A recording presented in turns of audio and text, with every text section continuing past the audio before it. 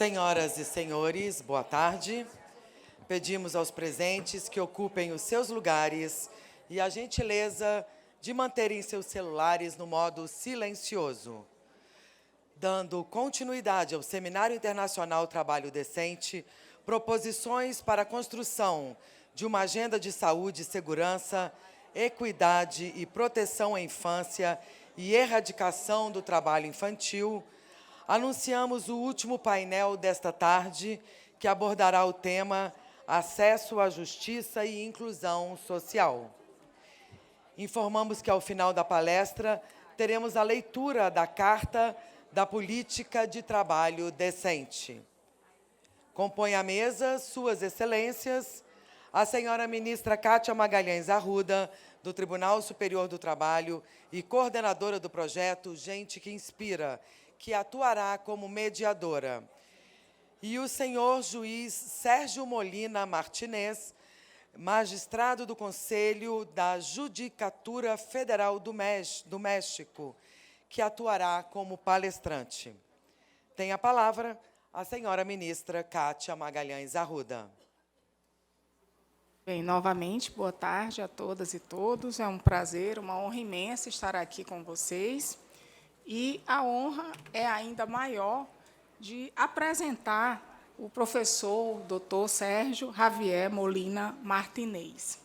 O professor Dr. Sérgio Javier Molina Martinez é magistrado do Conselho da Judicatura Federal no México, nomeado pelo Pleno da Suprema Corte de Justiça da Nação, é doutor em Direito, líder dos esforços do Poder Judiciário Federal no Conselho de Coordenação para a implementação da reforma do Sistema de Justiça Trabalhista, atuou como juiz de distrito e magistrado federal, ambos por meio de concursos, com nomeações em diversas áreas e cidades daquele país, especialmente na área trabalhista.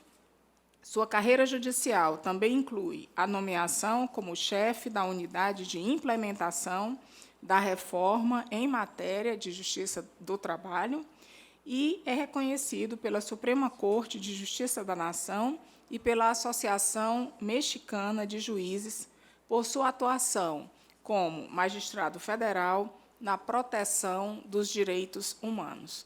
Então, com esse currículo rapidamente lido, porque certamente o professor Dr. Sérgio Xavier Molina tem muitas outras atribuições, nós passaremos a ouvi-lo, não sem antes agradecer aos coordenadores deste Seminário Internacional do Trabalho Decente pela relevância do tema, pelos ricos painéis e debates que estão sendo apresentados e também agradecer pela possibilidade de estar aqui com vocês e ouvindo o professor Dr. Sérgio Javier, a quem, de imediato, passo a palavra.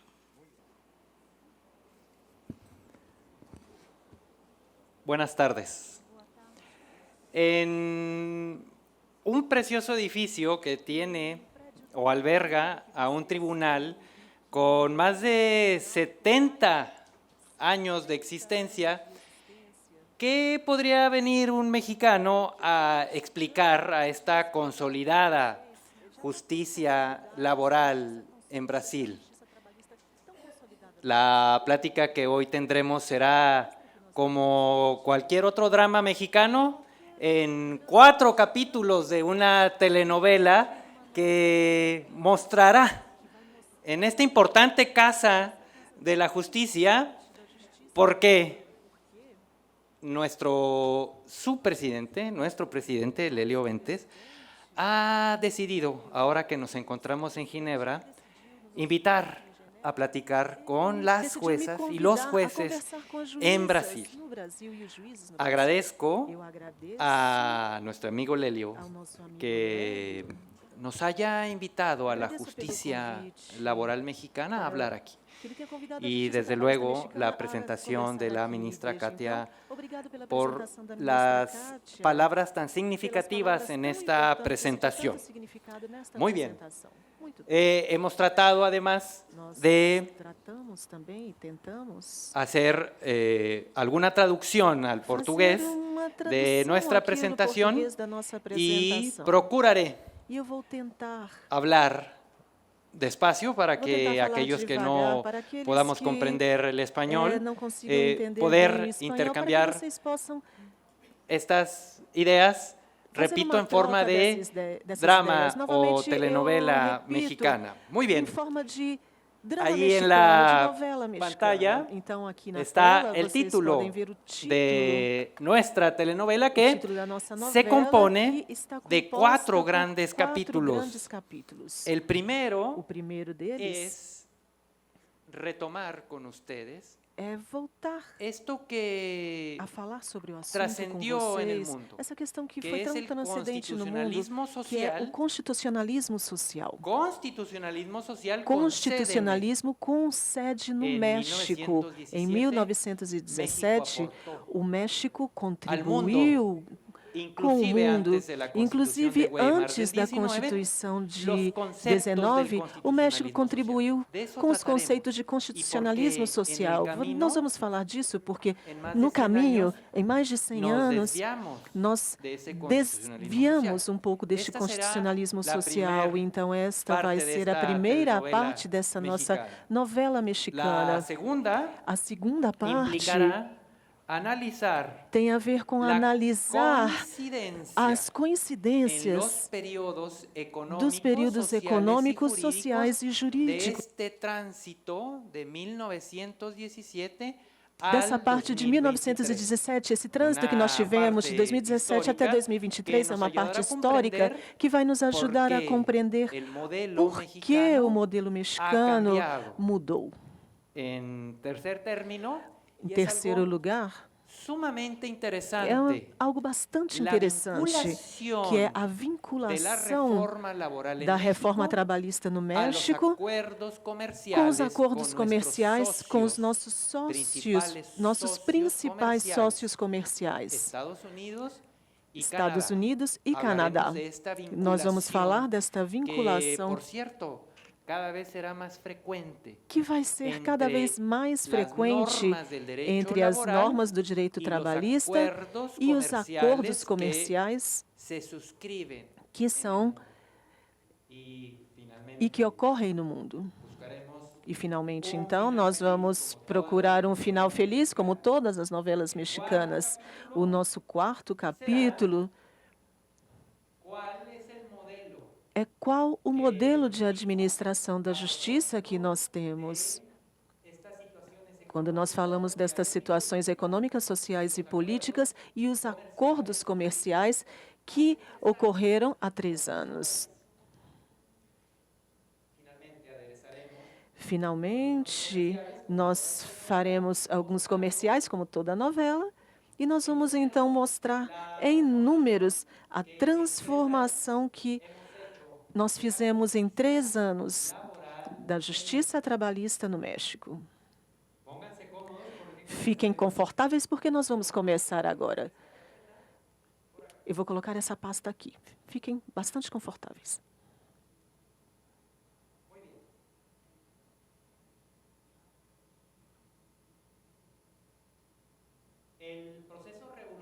O processo revolucionário no México,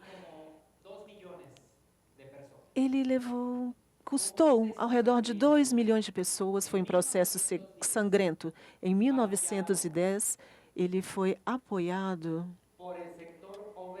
pelo setor operário no nosso país. As contribuições que foram feitas no movimento revolucionário, morreram 2 milhões de pessoas. Essa contribuição foi feita pelo setor operário no México.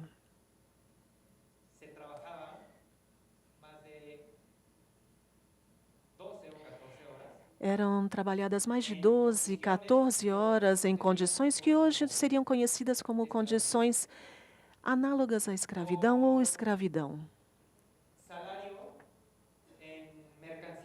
com salário recebido em mercadoria, com exploração infantil e segurança social zero. O movimento operário no México, o movimento esse que contribuiu com a Revolução Mexicana, terminou em uma Constituição que foi expedida no dia 5 de fevereiro de 1917.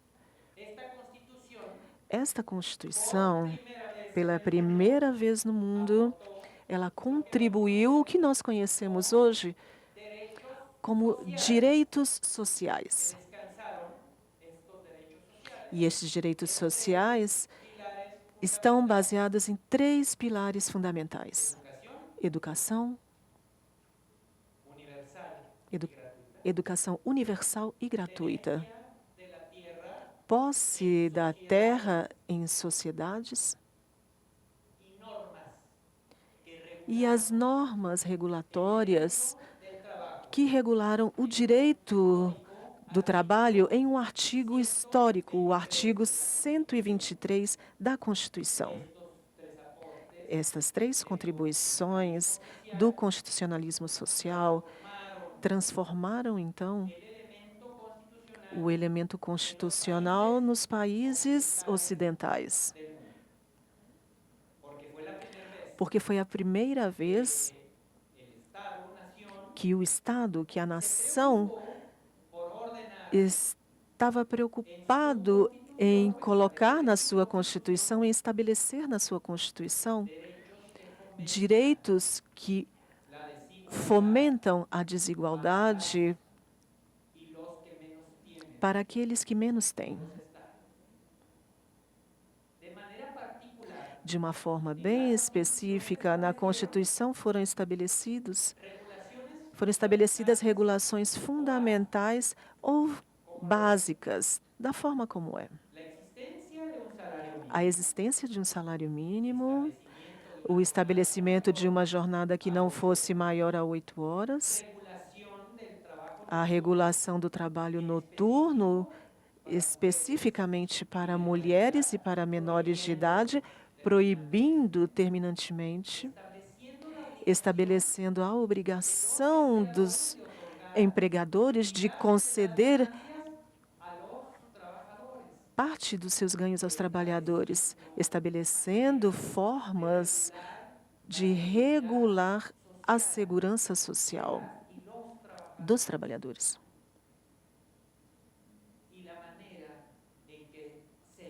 E a forma como seriam solucionados os casos, os conflitos ou as diferenças entre os trabalhadores e os empregadores. Também nesses direitos constava o direito a se associar e, desde então, o direito à greve.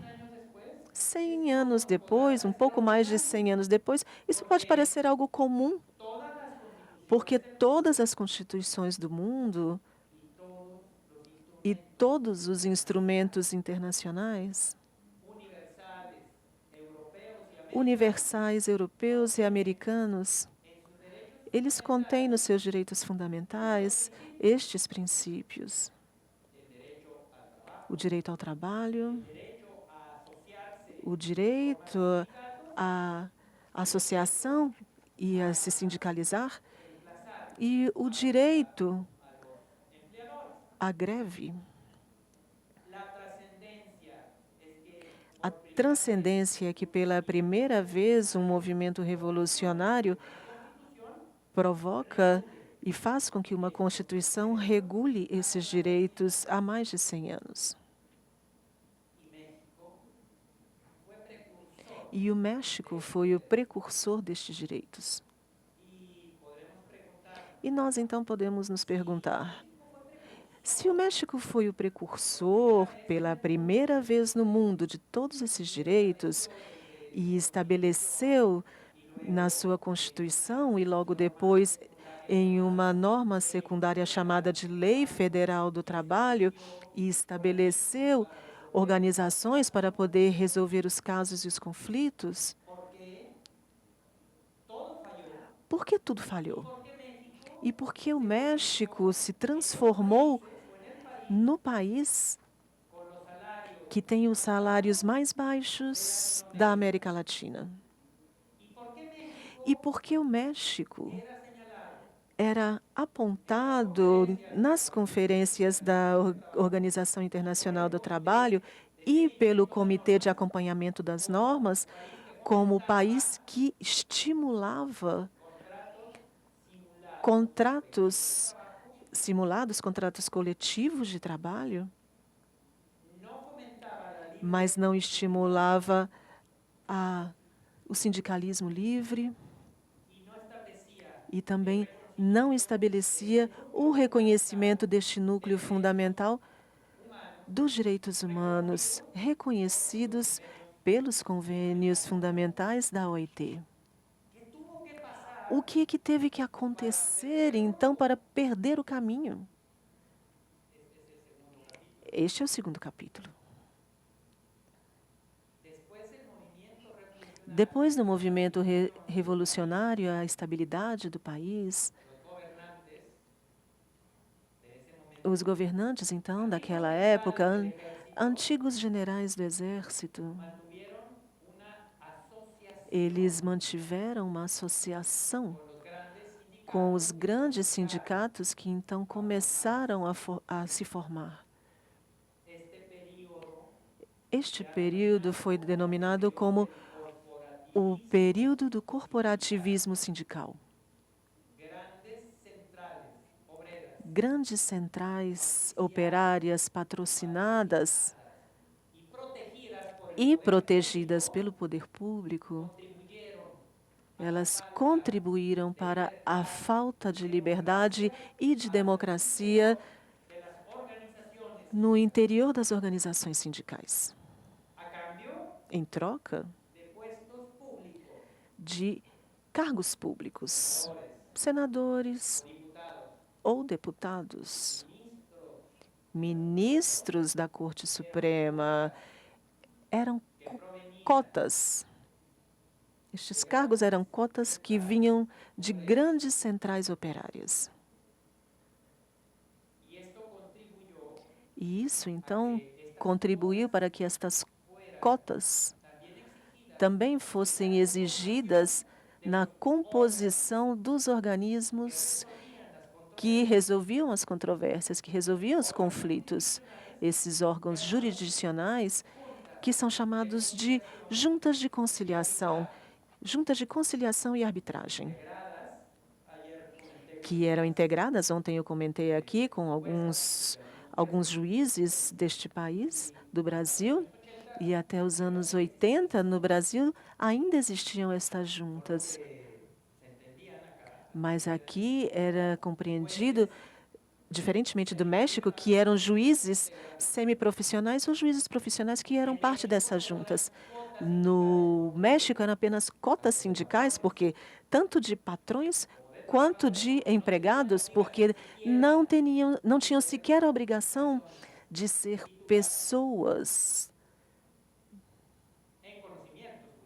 com conhecimentos jurídicos. Pessoas que tivessem títulos jurídicos, não havia essa obrigação. E o que dizer da entidade pública que validava a existência dos novos sindicatos? Não podia existir novos sindicatos ou sindicatos independentes a estas organizações, porque eles preservavam o que no México por muitos anos foi chamado de paz social. É um binômio perfeito entre uma organização governamental que durou 70 anos, junto com grandes organizações sindicais. Apenas 4 dirigentes em 70 anos. Somente a morte podia e pôde e conseguiu separar estas pessoas do cargo. Estas eram as condições. Nos anos 50 e 60, houve o que foi chamado de o milagre mexicano. Um crescimento superior ao 8% anual. Estava ao redor de 8% e 12% de crescimento. Uma economia baseada na produção petroleira que trouxe grandes benefícios. Trouxe grandes benefícios aos líderes e às organizações sindicais.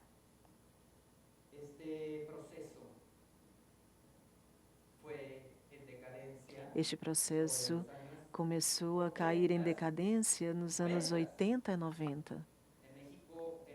No México, nos anos 80, é reconhecida uma grande crise econômica porque este mercado protecionista apenas conduziu a uma economia fechada que colapsou rapidamente e tocou o fundo do poço. A partir dos anos 90, com receitas muito conhecidas na América Latina, estabelecidas desde o extremo norte do continente, fizeram com que o México mudasse o seu modo econômico, de modelo econômico fechado de proteção estatal, a um modelo econômico liberal de venda de empresas produtivas, de liberalização do mercado e também de fins de produção, como para o exterior. Este segundo grande período do neoliberalismo, liberalismo econômico, não foi já nesse momento acompanhado por uma elite governamental que estava associada com as grandes centrais sindicais, mas agora representava o apoio das centrais operárias para que essa abertura comercial fosse materializada e que as políticas econômicas que eram ditadas dos organismos internacionais fossem aceitas pelos trabalhadores através da flexibilização das condições de trabalho. E piores condições de salário, ainda piores condições de salário, em troca, nesse caso, já não de postos, cargos ou cotas, mas de contratos de proteção fantasma. Contratos de proteção por sindicatos em outras denominações, sindicatos amarelos ou brancos, que apenas buscavam duas coisas: ou se beneficiar das grandes centrais operárias, só os líderes, e extorquir as empresas. Tem um exemplo, tem muitos exemplos que podem ilustrar essa época de simulação nas relações coletivas de trabalho. Eu vou dar um exemplo para vocês. Uma montadora de veículos com sede na Europa decide, então, mudar, devido a essas condições de flexibilização de salários baixos, mas uma ponte imediata com os vizinhos do norte, ela decide mudar uma das suas montadoras europeias para o México.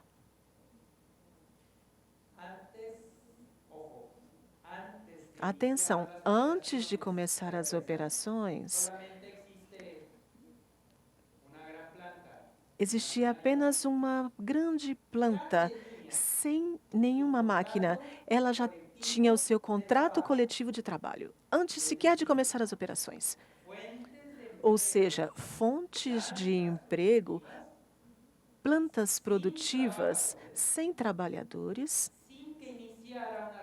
sem iniciar uma relação de trabalho, mas eles já mantinham um contrato coletivo que garantia que as relações de trabalho fossem as mais baixas possíveis, para poder garantir um maior benefício econômico nos processos produtivos.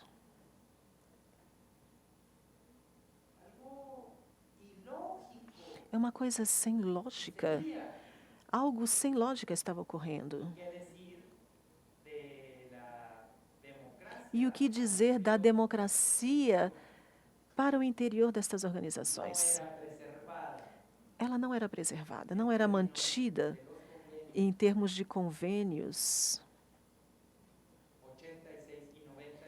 86 e 97 da OIT. O que conduziu esta simulação, apoiada, além do mais, pelo fenômeno do outsourcing ou terceirização dos salários, onde as condições de prestação de trabalho no México, para que essas condições de trabalho no México fossem precárias e que desde organizações internacionais e os próprios vizinhos comerciais fosse sinalizada por estar praticando o que é conhecido no mundo econômico como dumping trabalhista.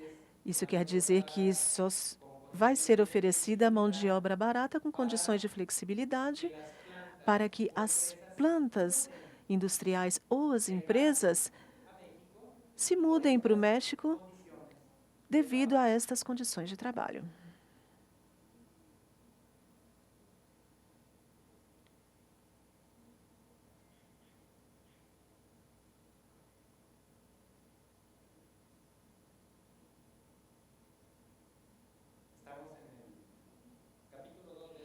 Nós estamos no capítulo 2 dessa telenovela. Você ainda pode compreender o drama mexicano. Dá tempo.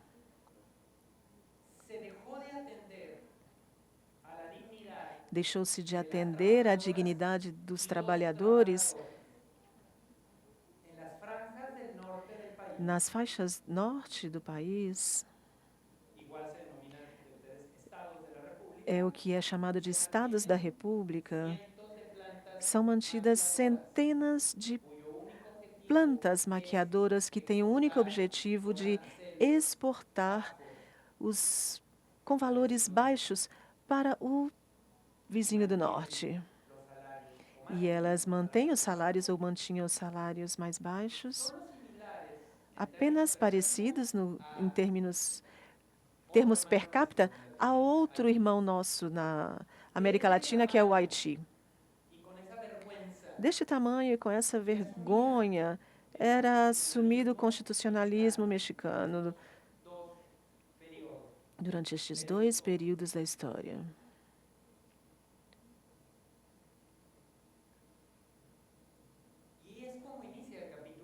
E é dessa forma como nós iniciamos o 3º capítulo desta novela mexicana.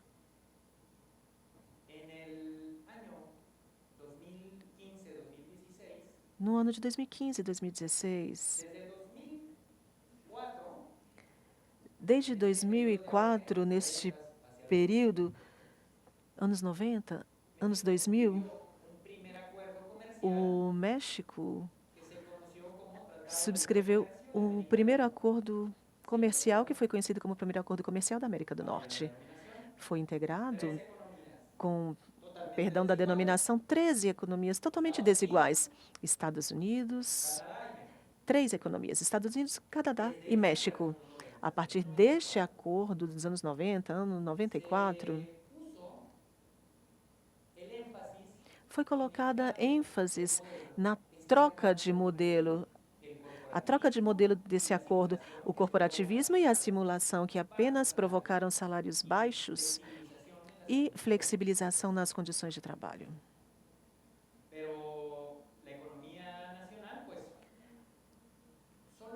Mas a economia nacional apenas pôde ser incorporada a estas 2 grandes economias com o que pôde, da forma como pôde, mas não mudou. Atenção, não mudou o modelo corporativista. Esse modelo corporativista de simulação e de salários baixos, porque este era um modelo que era conveniente àquela então elite política que estava governando o México e que fez a abertura. Eles estudaram nas suas universidades, logicamente, E foi onde eles aplicaram as recomendações, liberalizando desta forma todas as empresas públicas possíveis do Estado. Além disso, em 2015, foi transcrito um acordo transpacífico que une alguns países do Pacífico americano, com países do Pacífico na Ásia. O chamado Acordo Transpacífico, no qual foi dito ao México que, se o México tivesse vontade de integrar essa economia transpacífica, o México deveria mudar de uma vez por todas o seu modelo econômico. E mudar em dois grandes aspectos: o respeito à liberdade sindical e à livre contratação coletiva, e a garantia de acesso a uma justiça efetiva, real. E foi dessa forma, depois de 100 anos, em 2017,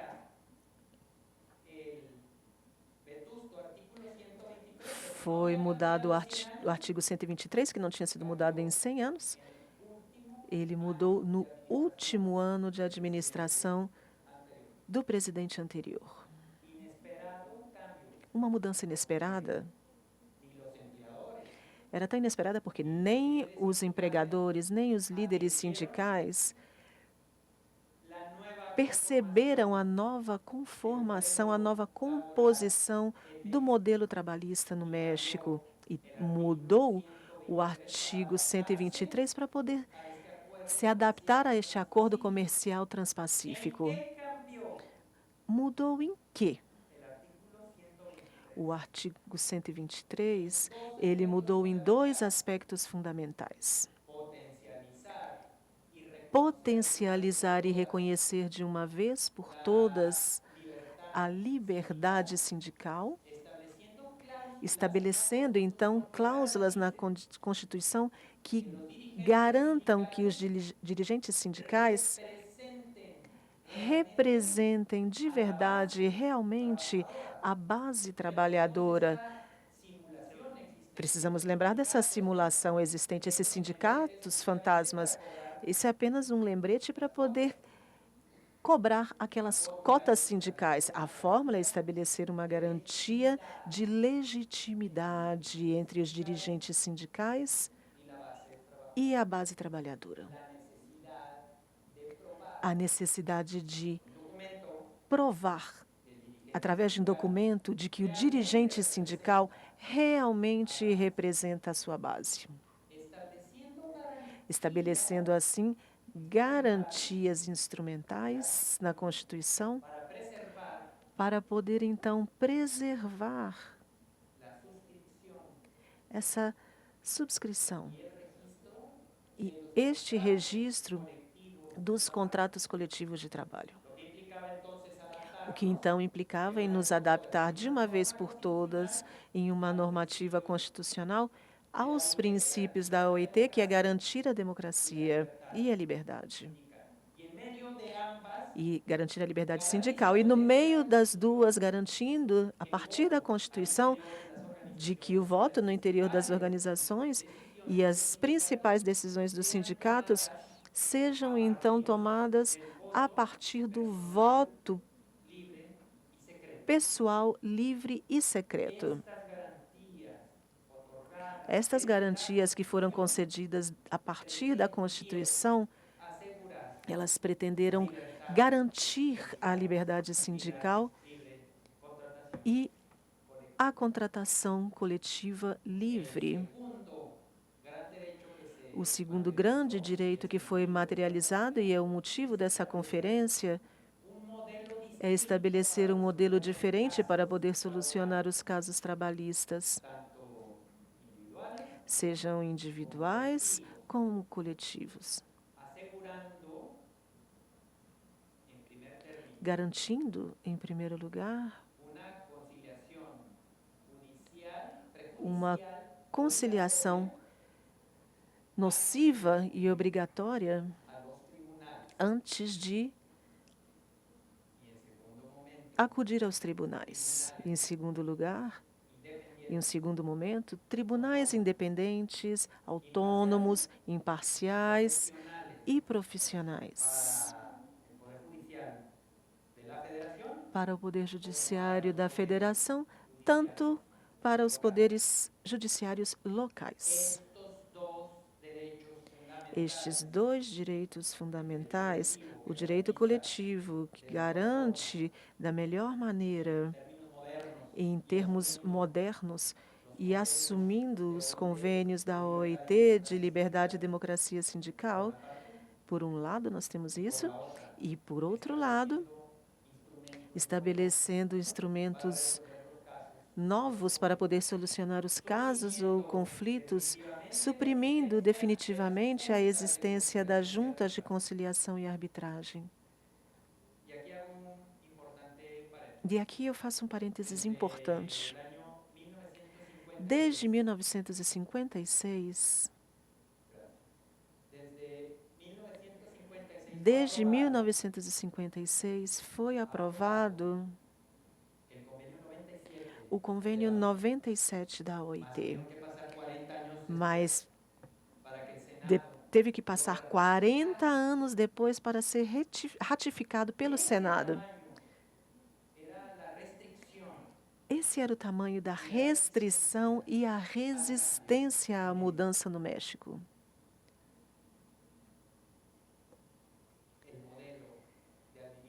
O modelo de administração de justiça, ele agora estabelece desde a Constituição instrumentos que podem garantir a despressurização dos órgãos de justiça, com uma conciliação obrigatória e de sucesso até hoje, que vai conseguir legitimar o modelo de administração de justiça nos casos individuais, mas também nos casos coletivos, porque as juízas e os juízes agora, eles estão alertas e colocando atenção nas greves e na titularidade pela administração dos contratos coletivos de trabalho, nos dois aspectos, greves e celebração de contratos coletivos de trabalho, que estão amparados através do voto pessoal, livre e secreto dos trabalhadores. O que nós precisamos fazer no México para mudar em 3 anos o que não tinha sido possível mudar em 100? Bom, nós fizemos o seguinte.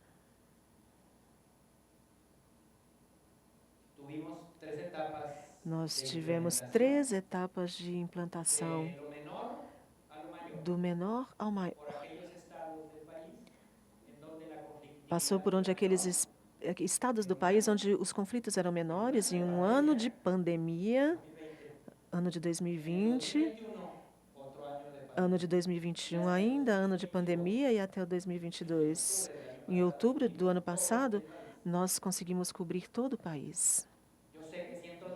Eu sei que 130 milhões de habitantes que nós temos na República do México são muito poucos para os 213 milhões que são oficiais no Brasil. O importante é que nós fizemos esta mudança em 3 anos, e foi uma mudança paulatina. Nós fizemos uma formação de 63 mil pessoas. Eu sei que para as quantidades que vocês têm no Brasil, 63 mil não é nada. 63 mil durante a pandemia. 63 mil para poder encontrar novos juízes, novos servidores públicos que pensassem de maneira diferente, que enterrassem de uma vez por todas a simulação, aquela opacidade na prestação de contas sindicais. E encontrar instrumentos internacionais, encontrar nestes instrumentos internacionais, no núcleo de direitos da OIT, sua carta de navegação. Essas 63 mil pessoas aqui agora, elas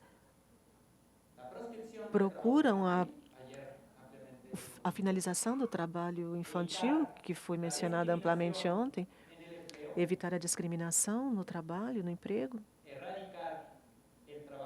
erradicar o trabalho forçado, fomentar a livre contratação coletiva, enaltecer a liberdade sindical e garantir da melhor maneira a segurança social. Esta é a nossa carta de navegação, que juntamente, em conjunto, nós podemos chamar de trabalho decente. Estas 63.384 pessoas, elas foram educadas, formadas sob uma visão diferente de colocar no centro das decisões não ao líder sindical, não à economia do mercado, mas às pessoas.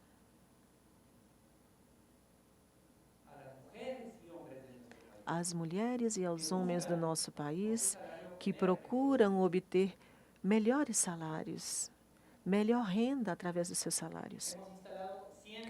Nós instalamos 100 tribunais. Eu sei que 100 tribunais aqui para o Brasil. Vocês têm em São Paulo, né? E um tribunal de assuntos coletivos. 99 deles resolvem casos individuais e apenas um tribunal, composto por 5 mulheres e 5 homens, igualmente, resolve os casos coletivos, greves e sindicatos para o país inteiro. Nós temos 133 juízes, 2.000 pessoas. Todos por concurso, sejam juízes, assim como o restante do pessoal, porque a gente precisava legitimar esta nova justiça de forma que a sociedade não nos criticasse como criticava aos operadores das juntas que eram atribuídos por postos políticos ou por cotas através dos sindicatos dos empregadores e trabalhadores. A resolução dos casos federais em 7 meses. A resolução dos casos a nível local em 6 meses. De 6 a 10 anos que essas instâncias eram resolvidas, agora são resolvidas neste prazo. A taxa de conciliação está ao redor de 75%. De 100 casos que nós tínhamos nessas juntas, agora nós temos apenas 1/3 disso, 25. –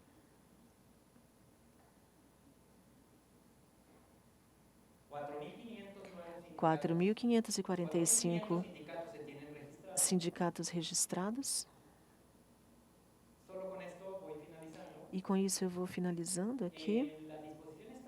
As disposições transitórias desta grande reforma, a Constituição foi reformada em 17 e a Lei Federal do Trabalho foi emitida em 19, 2 anos depois. Num artigo transitório, foi estabelecido que os contratos coletivos de trabalho que já existiam deveriam ser legitimados pelos trabalhadores. E isso implicava em que, se nós tínhamos aqui um contrato de trabalho, nós deveríamos que colocá-lo de novo à votação pessoal livre e secreta, individual, para determinar se eles estavam de acordo com estas cláusulas que os dirigentes anteriores haviam assinado. 17.000 contratos é o que a gente estima que vai alcançar 30.000. Nós tínhamos 600.000 contratos coletivos, muitos deles eram contratos fantasmas, eram contratos de proteção. São os que eu mencionei no capítulo 3 dessa telenovela. Eles foram todos consultados nesse processo de legitimação. Alguns já utilizaram aplicativos no seu telefone para poder fazer seu voto eletronicamente. 4 milhões de trabalhadores votaram. E eu estou concluindo aqui. No novo acordo comercial, no 2.0, Vamos lembrar que em 94 nós tivemos o primeiro acordo comercial, nós então tivemos um novo acordo comercial que foi assinado em 2000. Foram estabelecidos mecanismos trabalhistas de resposta rápida que implicam em que, se os agentes norte-americanos ou canadenses, eles percebem que em uma planta do México, numa fábrica dessas que eles exportam, vai ser violada a democracia, a liberdade sindical, esses agentes vão intervir, então, nestas plantas de exportação. Nós também poderíamos fazê-lo, mas esse é um caminho mais difícil para a gente poder fazer isso no país deles. Mas eu gostaria de conversar sobre 11 casos que foram detonados nesses mecanismos trabalhistas de resposta rápida, que implicam que os direitos fundamentais da livre contratação coletiva e de liberdade sindical são colocados baixo a lupa sobre um acordo de livre comércio. E estes mecanismos trabalhistas, como o nome já diz, de resposta rápida, eles implicam em que, em 15 dias, os governos canadenses e norte-americanos devem analisar se foram violados os direitos trabalhistas, e, enquanto isso, eles congelam as contas que têm a receber das mercadorias exportadas aos empregadores no México. O primeiro caso, que eu vou me referir a isso, ele ocorreu numa planta exportadora de veículos, uma das mais importantes plantas exportadoras de veículos. O primeiro caso que estourou, as contas a receber deles foram congeladas. Foram congeladas pelo Departamento de Estado, porque haviam alguns indícios. O que aconteceu? Na segunda etapa, então, neste mecanismo foi analisado se realmente havia essa violação e pode existir um acordo de reparação entre o governo e o empregador. Eles garantiram que houvessem eleições democráticas e, pela primeira vez naquela planta industrial no país, uma mulher está encabeçando a dirigência sindical daquela planta automotiva mais importante no México.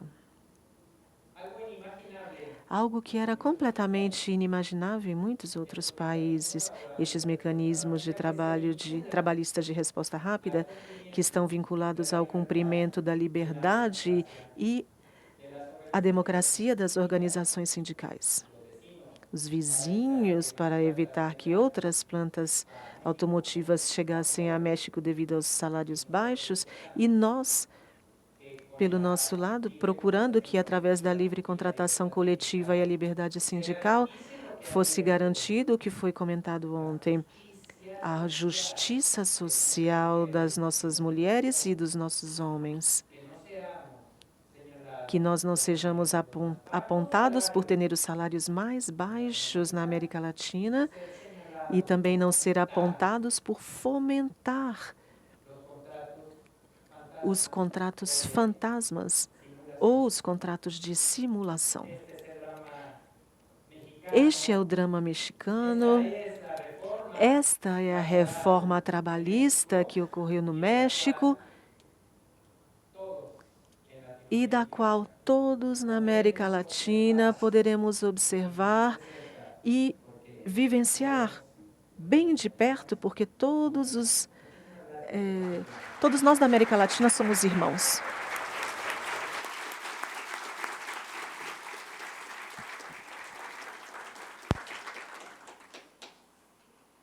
Muitas graças, professor Dr. Sérgio Javier.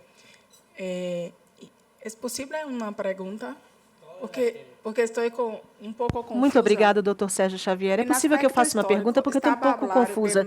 No aspecto histórico, o senhor estava falando do México ou do Brasil?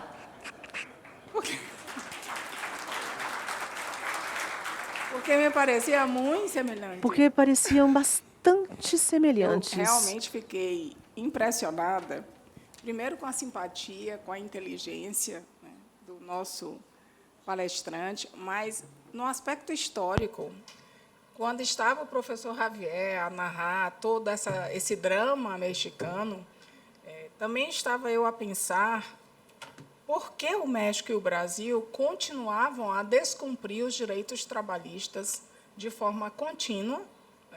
E ele narrava que tem a lei, uma das leis mais importantes, na verdade, a Constituição de 1917, a lei de 1917 é referência para o mundo em direito do trabalho, não há dúvida sobre isso. E por que, a despeito disso, os direitos trabalhistas continuavam e continuam a ser severamente descumpridos? E ele foi narrando o enfraquecimento dos sindicatos, ele foi narrando a existência de sindicatos amarelos, enfim, de representações que não representavam os trabalhadores, e a história era tão semelhante à nossa própria história, né, que eu fiquei com essa dúvida. Mas, professor, o Brasil ele não teve, e nisso há um diferencial, um ato sangrento único, uma revolução, algo para marcar essa questão dos direitos trabalhistas, mas há, na verdade, um processo lento, gradual, contínuo, de sangramento desses direitos, de desconstrução desses direitos sociais, que, pelo menos ao meu ver, imagino que também ao ver da maioria dessa plateia, precisa ser imediatamente estancado. Nós precisamos imediatamente compreender que, outra frase dita, não há paz na injustiça, não há segurança na injustiça.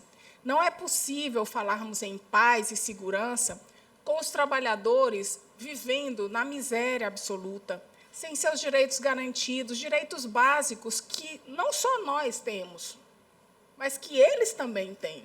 Direito à segurança, à moradia, ao trabalho.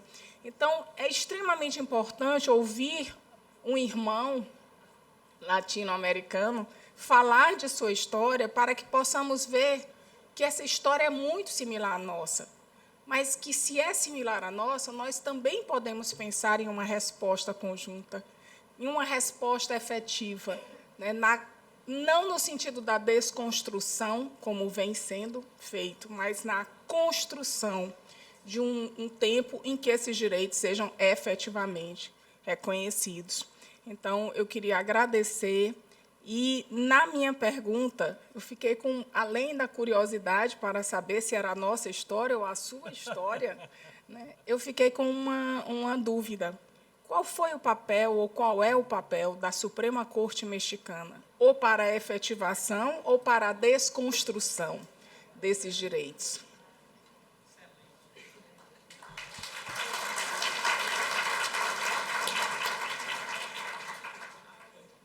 La Suprema Corte A Corte Suprema no México, ela tem duas salas. Ela atua no Pleno, é composta por 11 ministros. A segunda sala, ela tem competências em questões administrativas e de trabalho. A segunda sala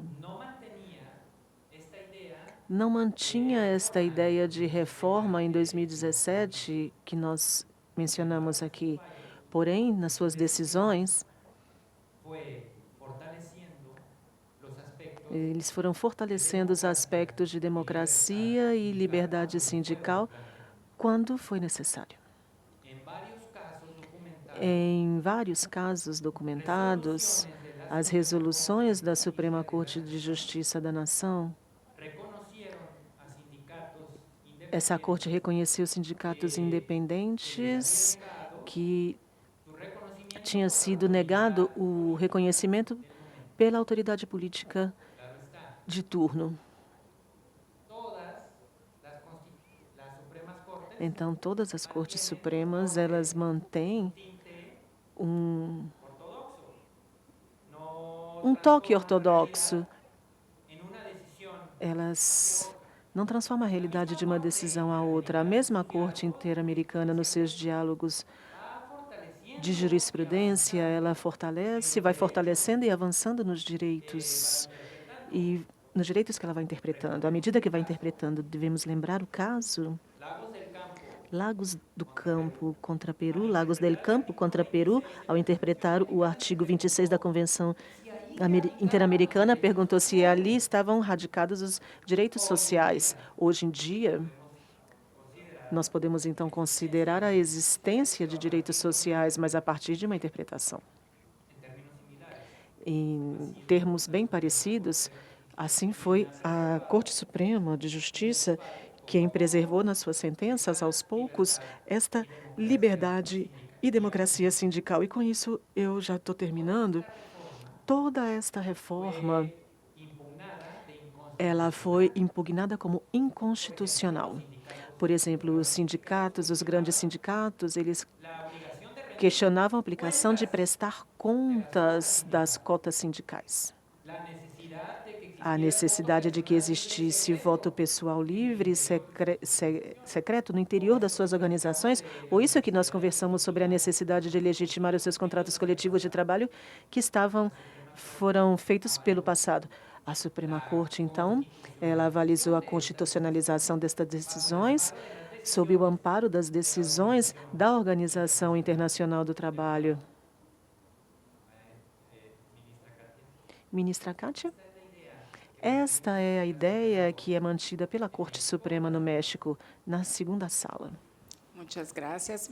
Alguém gostaria de fazer alguma pergunta rapidamente? Temos ainda uns 5 minutinhos. Não é, presidente? Ou não? Uns 5 minutinhos. Mais alguém? Bem, se não temos, eu queria agradecer imensamente a presença, desejar ao professor Sérgio Javier que possa conhecer Brasília, porque ele disse que não viu nada de Brasília, ele está vendo a ponte ainda de longe, assim. Então, que ele possa conhecer nossa cidade e que seja sempre muito bem-vindo ao Tribunal Superior do Trabalho e ao nosso país. Muito obrigada, professor. Passo às mãos uma pequena medalha que simboliza a CLT, né, e agradeço.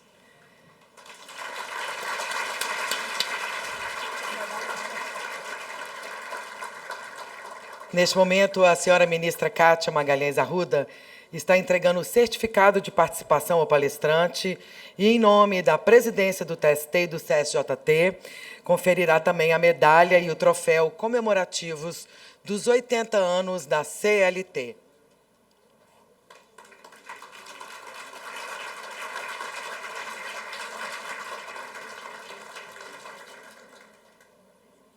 Agradecemos e, nesse momento, desface a mesa para darmos, em seguida, sequência com a leitura da Carta da Política de Trabalho Decente.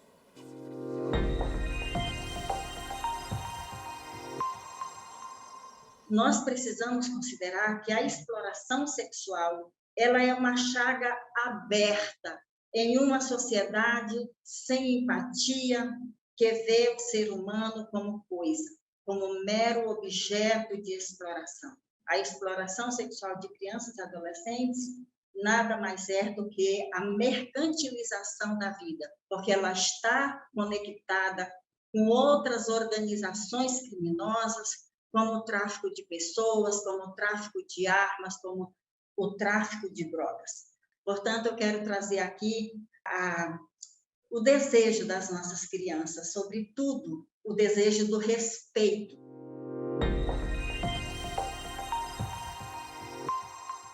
O grande desafio nosso é avançar na questão das políticas públicas, é avançar em políticas que funcionem. E eu acredito que nós avançamos na legislação. Nós não conseguimos caminhar na sensibilização de quem está fazendo. A lei só se torna verdade com o operador, com quem faz ela acontecer. Seja ele aquele que denuncia ou aquele que executa. E a gente precisa avançar na execução. Quando não é na minha casa, não me dói tanto assim. Quando é a filha do meu vizinho, ela faz porque ela quer. E nós naturalizamos isso ao longo desse tempo, falando falas bestas, como, pelo menos ela está dando para alguém que tem dinheiro, não é um marginal, não é um galeroso. E a gente vai naturalizando essa troca de sexo com um objeto. E essa troca, a gente não se incomoda mais se aquela menina não tinha dinheiro nenhum e ela chega com a calça da moda. A gente não se incomoda se aquela criança, se a família é pobre de marré, mas ela chega todo dia com R$ 5 na escola para merenda.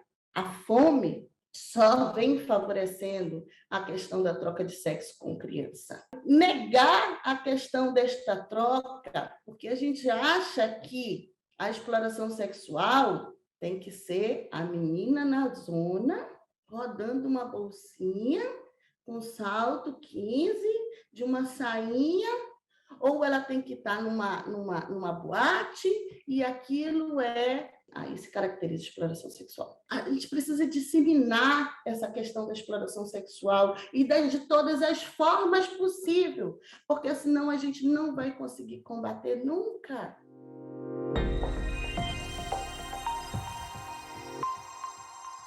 É muito urgente, para a pretexto da gente combater o trabalho infantil, a gente não cair, né, na esparrela de julgar a criança, estigmatizando-a como alguém que preferiu aquele trabalho infantil perigoso. É imprescindível, né, levar em conta os aspectos psicossociais, materiais, que marcam e condicionam a existência de uma criança na relação social.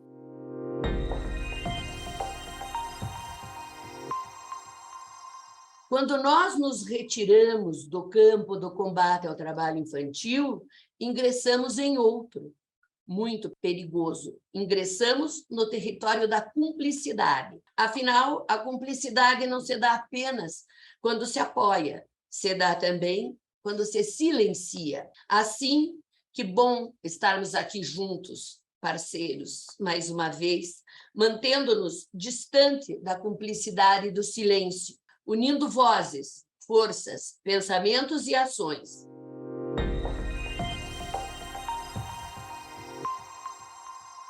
É um dever que a gente tem enquanto sociedade descobrir, não só resgatar e tentar salvar os poucos que a gente consegue, e sim descobrir as causas, e as causas, sem dúvida nenhuma, estão em nossas omissões, muitas vezes envolvendo a aprendizagem profissional.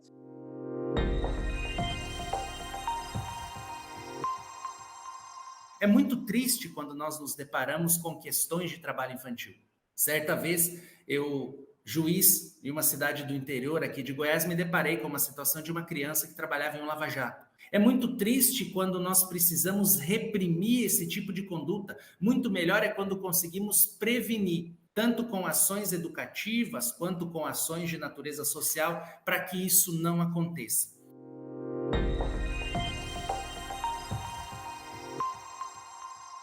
Quando nós falamos de proteção, inevitavelmente nós falamos de educação. A educação, ela é uma forma que nós temos de proteger, de cuidar das nossas crianças, desse ser que é, talvez, na construção do ser humano, a parte mais importante, a fase decisiva para que esse adulto cresça, para que essa criança se torne um adulto saudável, um adulto produtivo, um adulto útil para a sociedade. Por isso que é importante que nós, cada vez mais, nos preocupemos com políticas, com ações, com fatos que vão proteger a criança, tanto do ponto de vista emocional, do ponto de vista biológico e do ponto de vista social. Então, neste momento, para a leitura da Carta da Política de Trabalho Decente, convidamos para compor a mesa Suas Excelências, o senhor ministro Lélio Bentes Correia, presidente do TST e do CSJT.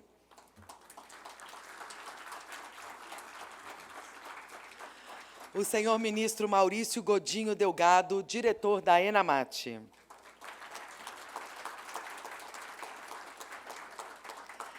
A senhora ministra Kátia Magalhães Arruda, do TST e coordenadora do projeto Gente que Inspira.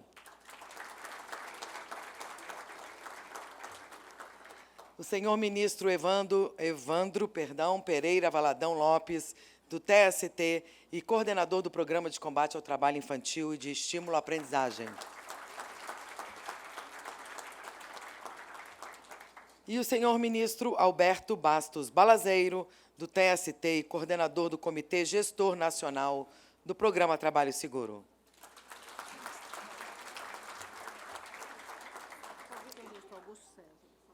Convidamos também, gostaríamos de convidar também o ministro Augusto César, do TST, para compor a mesa. Por favor, ministro.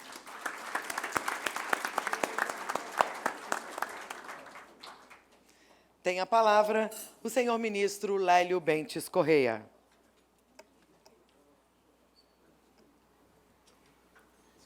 Boa tarde a todas e a todos.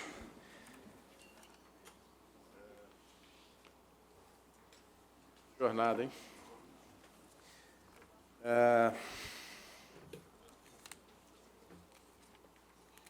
E estou informado, nós, nessa etapa, claro, saudando a todos os integrantes da mesa, ministro Alberto Balazeiro, ministra Cátia, ministro Maurício Godinho, ministro Augusto César, ministro Evandro Valadão, saudando os ilustres magistrados e magistrados, nossa desembargadora convocada, doutora Margarete, desembargadores aqui presentes, magistrados, representantes da advocacia, do Ministério Público, servidoras e servidores, nosso estimadíssimo amigo Sérgio Molina, proferiu uma brilhante conferência há pouco sobre o sistema judicial mexicano e, como ressaltou a ministra Cátia, traçando um panorama extremamente atualizado da novela mexicana, que também é brasileira,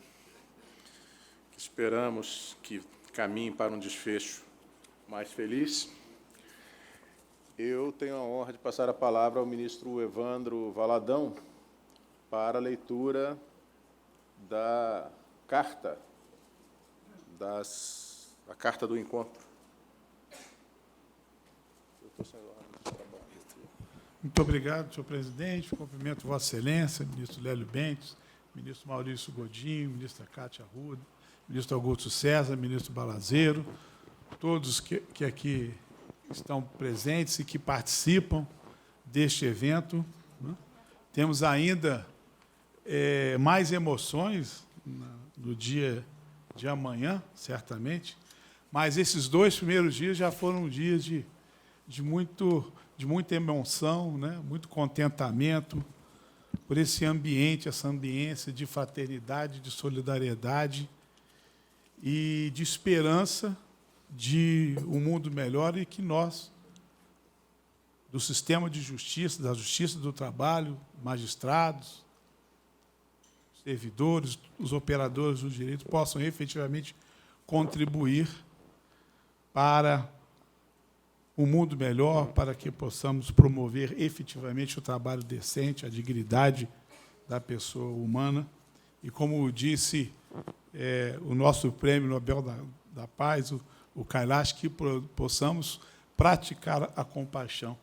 Eu, em alguns eventos, me perdoe, presidente, tenho dito que o que nos faz humanos, o que nos distingue dos demais animais, é a compaixão, é a condição que temos de nos compadecer, de nos identificarmos com a dor do outro.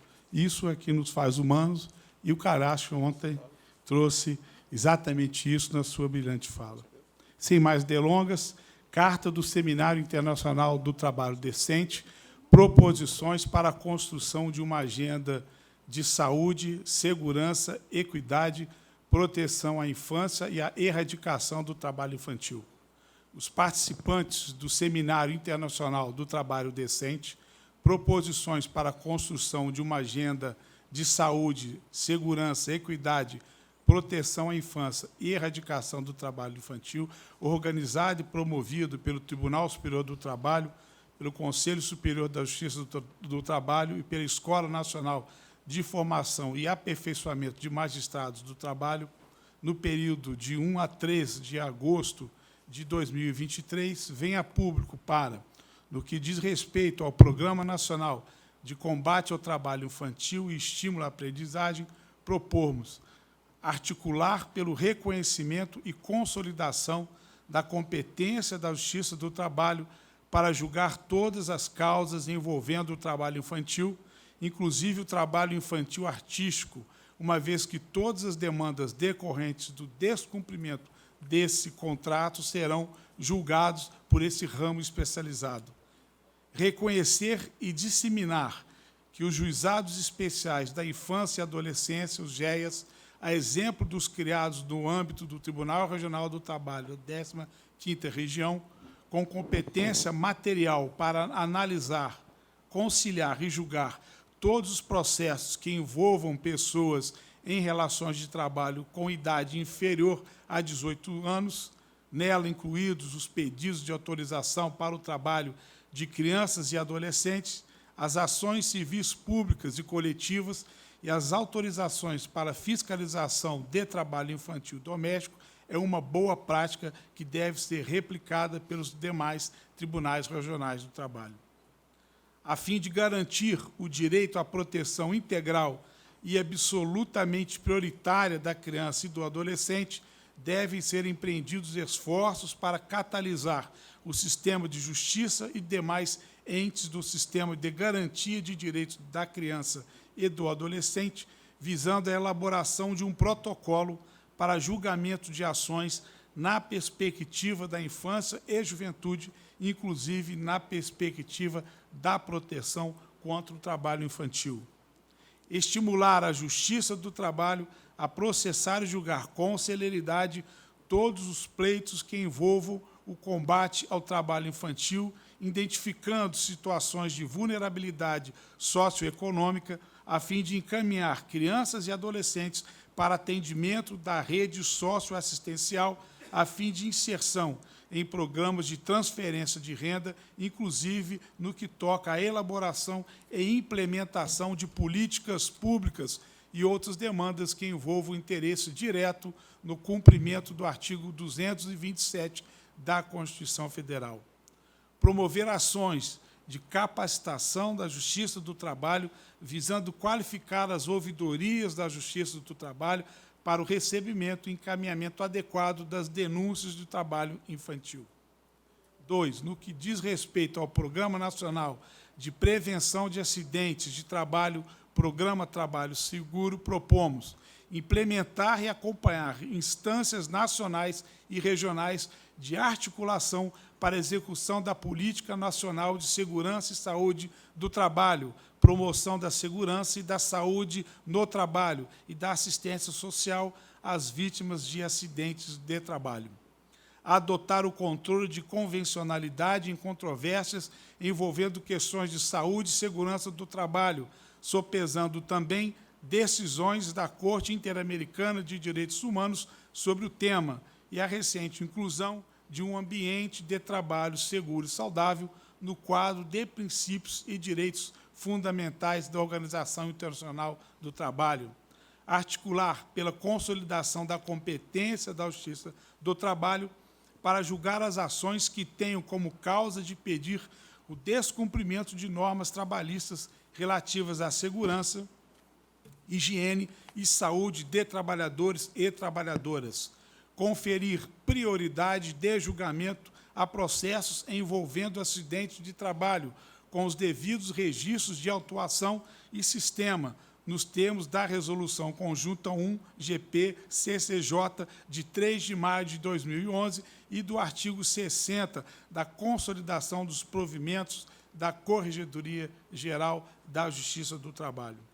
Articular, por meio das escolas judiciais, a formação continuada de magistrados e magistradas para a implementação de medidas práticas de combate à subnotificação e à reiteração de acidentes de trabalho, tais como envio de comunicações às instâncias previdenciárias, proibição de leilões de máquinas em desacordo com a NR12, que apenas podem ser penhoradas como sucatas, em atenção à Convenção 119 da OIT e ao artigo 184, parágrafo único da CLT, requisição de inspeções previamente realizadas, no caso de encerramento de obras, dentre outras medidas.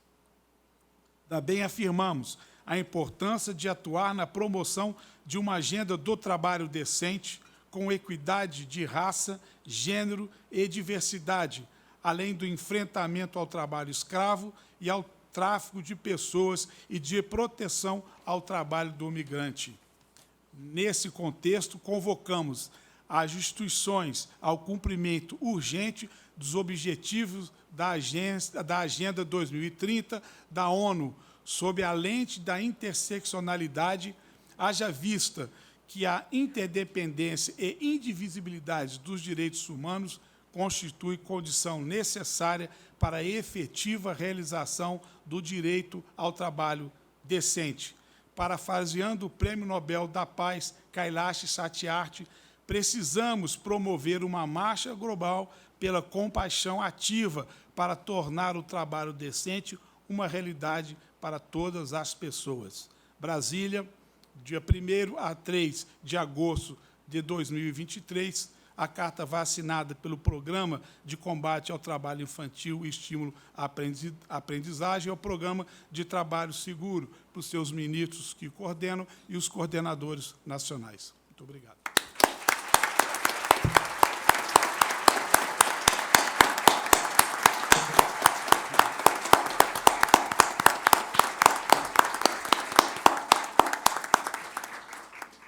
Tem a palavra o ministro Maurício Godinho Delgado.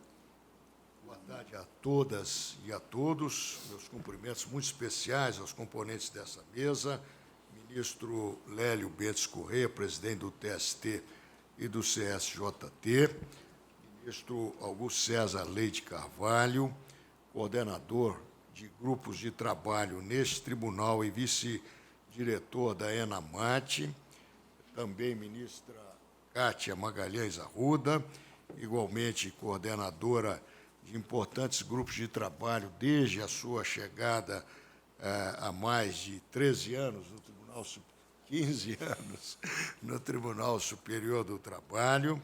Meus cumprimentos também ao ministro Evandro Valadão, ao ministro Alberto Basso Balazeiro, que compõe essa mesa.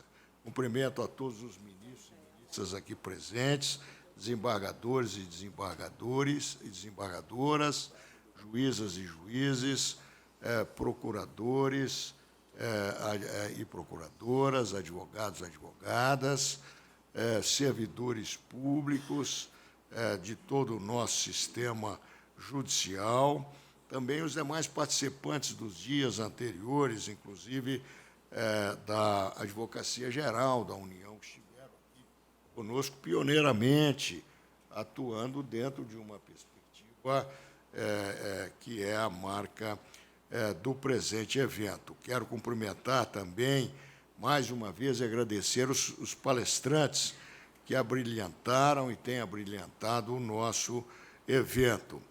Minhas palavras são muito breves, particularmente após esta carta lavrada de uma maneira muito oportuna e impactante no nosso evento internacional sobre o trabalho decente. O Seminário Internacional entre tantas as iniciativas desse tribunal nos últimos meses, desde a gestão do ministro Lélio Bentes Corrêa, iniciativas de extrema relevância, propiciando uma presença da nossa Justiça do Trabalho no contexto dos temas mais candentes dos direitos humanos de maneira geral e de afirmação também da nossa Justiça do Trabalho, né? Que é o ponto central, muito bem percebido pela Constituição de 88, na busca de construção de uma sociedade que seja efetivamente livre, justa e solidária, e também uma sociedade que seja representativa de um verdadeiro Estado democrático de direito que passa pela justiça social no contexto dos segmentos que vivem no mundo do trabalho, né? Que é um instrumento fundamental de afirmação de todos os seres humanos. E, no caso vertente do foco do nosso seminário internacional, é a proibição do trabalho na formação do ser humano, né? Na fase de formação e desenvolvimento do ser humano desde a mais tenra infância até a adolescência, e, na adolescência, o trabalho permitido que seja um trabalho significativamente protegido, inclusivo, e não um trabalho predador. Foi uma honra muito grande, presidente, a Escola Nacional dos Magistrados do Trabalho participar desse evento. E a carta expressa muito bem, sem a participação de todos nós, como formadores, como partícipes de todas as atividades de formação, os efeitos do seminário podem se perder no tempo, né? Podem se perder semanas depois, meses depois, no esquecimento. As escolas, as 24 escolas e a ENAMAT têm um papel fundamental de reproduzir toda essa iniciativa, todos esses ganhos, todas essas reflexões no seu cotidiano. Presidente Lélio, conte conosco para que isso aconteça. Semanalmente estamos dialogando com as 24 escolas, e já aqui aproveitamos para agradecer a todos os colegas juízes das nossas escolas judiciais regionais pela sua participação entusiástica em diversas dessas medidas. E, nesse segundo semestre, será um semestre, presidente, de muitas viagens pelo nosso querido país, pelos nossos estados, começando na segunda-feira com São Paulo, e há diversos estados, o Amazonas está aqui já prometido, e todas as escolas, praticamente, a nossa querida ENAMAT, com a participação também do nosso ministro Augusto César e dos membros do Conselho também, que são entusiásticos, ministra Adelaide, ministro Alexandre, ministro Zé Roberto, todos nós já estabelecemos uma estratégia de presença marcante juntamente com os colegas. Nós temos que, efetivamente, alterar esse quadro de naturalização, né, presidente, das indignidades que marcam a nossa história há nada mais, nada menos do que 5 séculos. Né? E a Justiça do Trabalho, sem ela, efetivamente, a sociedade talvez não perceba que esse quadro é um quadro tão sério como o que caracteriza ainda, infelizmente, o nosso país. De maneira que quero homenagear a todos que estruturaram este seminário internacional, a todos que participaram e a todos que vão dar continuidade ainda ao longo dos meses e anos subsequentes, através dos TRTs e do nosso TST e das nossas escolas, aos grandes objetivos já alcançados e bons resultados alcançados nesse seminário. Muito obrigado a todos e meus parabéns a todos.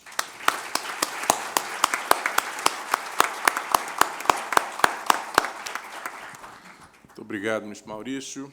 Cumprimento mais uma vez a todas e a todos, ilustres ministra e ministros integrantes da mesa.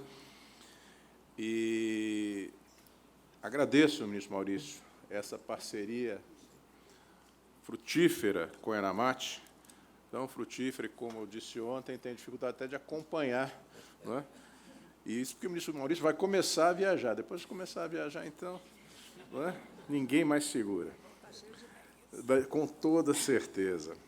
Quero agradecer, ministro Evandro, a Vossa Excelência, ao ministro Balazeiro, e, por intermédio de Vossa Excelência, aos integrantes dos comitês gestores dos nossos programas, a carta aqui apresentada, extremamente profunda, responsável, adequada e que fundamenta, não é, o esforço que estamos aqui exercendo para implementarmos a nossa política nacional do trabalho decente. Essa é uma iniciativa prioritária para essa gestão do TST e do CSJT, uma política de caráter contínuo que tem por escopo impulsionar o desenvolvimento por parte do TST e dos tribunais regionais de ações, projetos, programas voltados à implementação do trabalho decente e que tem no Conselho Superior da Justiça do Trabalho o seu órgão coordenador. Um dos objetivos estratégicos da Justiça do Trabalho, definido no Plano Plurianual 2021-2026, é exatamente promover o trabalho decente e a sustentabilidade. Então, nada mais natural do que investirmos nessa iniciativa tão relevante para que nós nos afinemos cada vez mais com a nossa vocação constitucional de promover o trabalho em condições dignas, de cidadania, de respeito aos direitos fundamentais. E é por isso que, a partir deste momento, os programas do trabalho decente, trabalho seguro e de erradicação do trabalho infantil e promoção da aprendizagem passam a ter a companhia do programa de equidade de gênero e raça, sob o comando da nossa talentosa ministra Kátia Magalhães Arruda, e do programa de combate ao trabalho forçado, ao tráfico de pessoas e proteção do trabalhador migrante, trabalhador e trabalhadora migrante.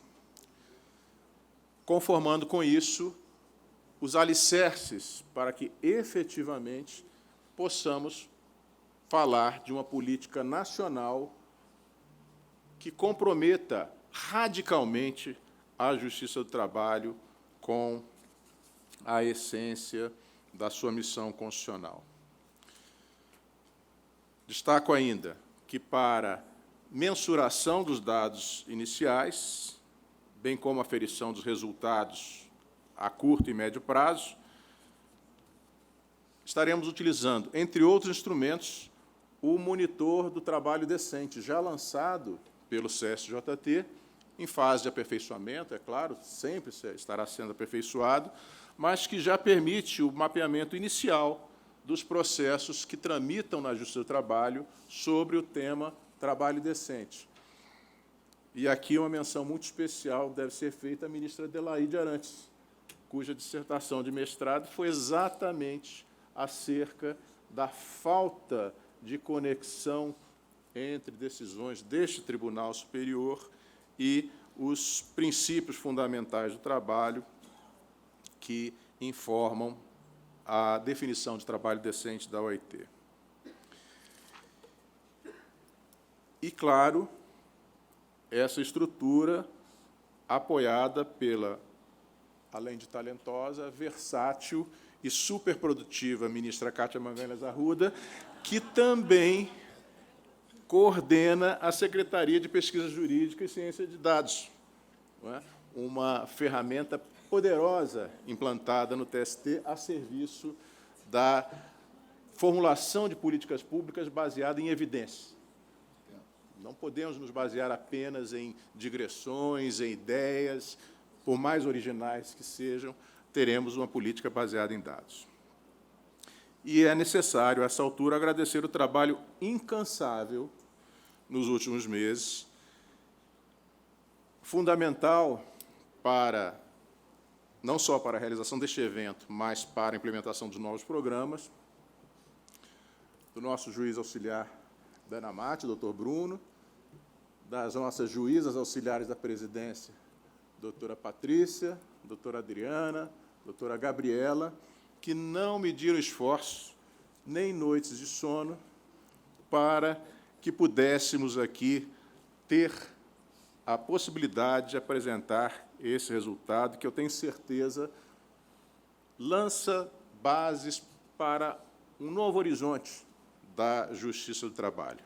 A nossa expectativa é de que a Política Judiciária Nacional do trabalho decente, venha uniformizar, racionalizar e permitir o aprimoramento da prestação jurisdicional trabalhista, ampliando o acesso à justiça e contribuindo para a efetivação de direitos, a pacificação social e o desenvolvimento do país. E, se me permitem, para encerrar, saindo do plano do que almejamos, das ideias, e trazendo para o plano bem concreto tudo o que foi discutido desde a abertura ontem do evento, com a conferência do Kailash Satyarthi, e durante os trabalhos do dia de hoje.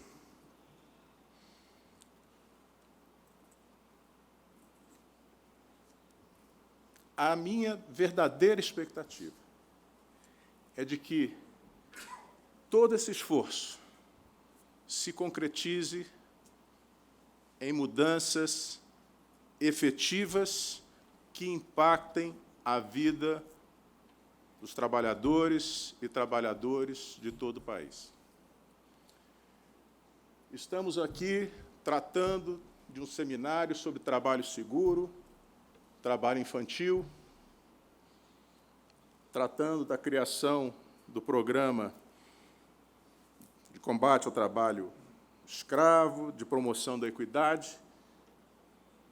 E hoje, este tribunal vivenciou o depoimento sobre uma situação concreta, onde todos esses programas se encontram da forma mais trágica possível. O caso da fábrica de fogos de Bom Jesus da Lapa. Santo Antônio de Jesus. Me corrigiu meu amigo Balazeiro, providencialmente aqui. Santo Antônio de Jesus.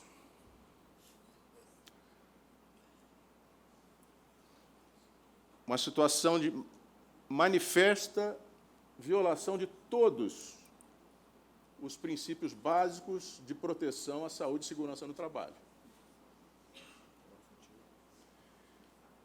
1/3 das vítimas eram crianças, trabalho infantil, 22 crianças.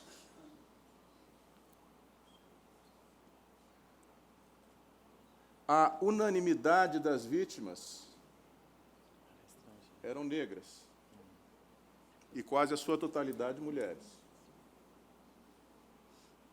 trabalhando em condições absolutamente degradantes. Só isso bastaria para justificar a urgência da medida que nós estamos adotando.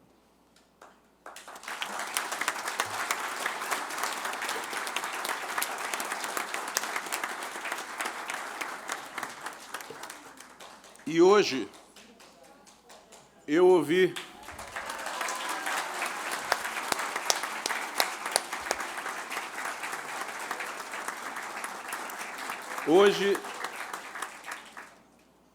na companhia de Kailash Satyarthi, eu tive o privilégio de receber a dona Rosa e a dona Balbina.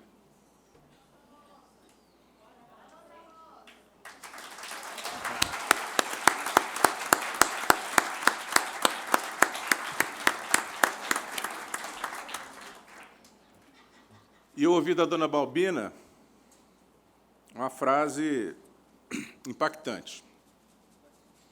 Ela disse que receber um abraço do representante da Justiça do Trabalho, representante de uma instituição, valia muito mais do que ouro. Eu quero dizer à senhora,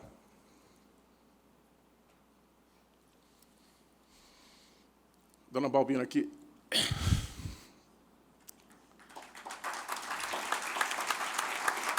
receber o seu abraço é muito mais precioso nos humaniza, nos faz lembrar de por que nós nos juntamos a essa nobre e árdua missão de distribuir justiça. Isso é muito mais que um compromisso constitucional, é um compromisso de vida. Eu tenho ouvido muito falar em valorização da magistratura. Para mim, magistratura valorizada é uma magistratura humana, é uma magistratura presente, é uma magistratura que abraça não para consolar, mas para proteger.